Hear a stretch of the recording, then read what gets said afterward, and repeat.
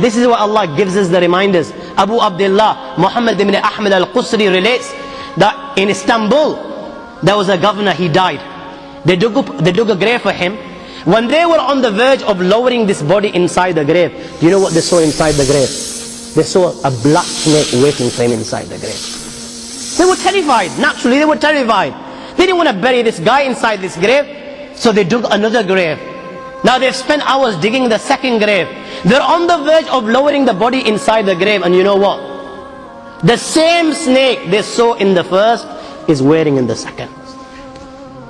They dig a third grave. A third grave. And they find, when they're on the verge of lowering this grave, all of a sudden, out of the blue, they find the same black snake inside the grave. I ask you, my young friends, you know, on that particular occasion, that narration, what do you think it suggests? How many graves do you think they dug on that day? 4, 5, 6, 7, 8, 10, 15, 20, 25, 30 graves.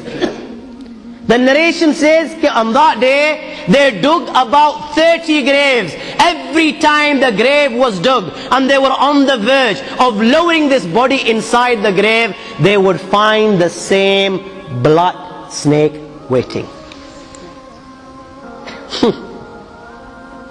Where are you going to hide?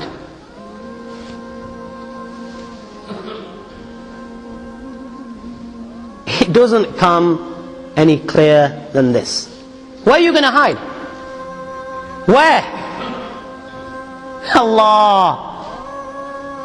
You know, even when you've gone 6 foot under, you can't get away. You've left the dunya and you've gone 6 foot under and you think you've got away with it. This is where it will begin. You know, fed up after digging so many graves, they consulted the ulama. What should we do with this person?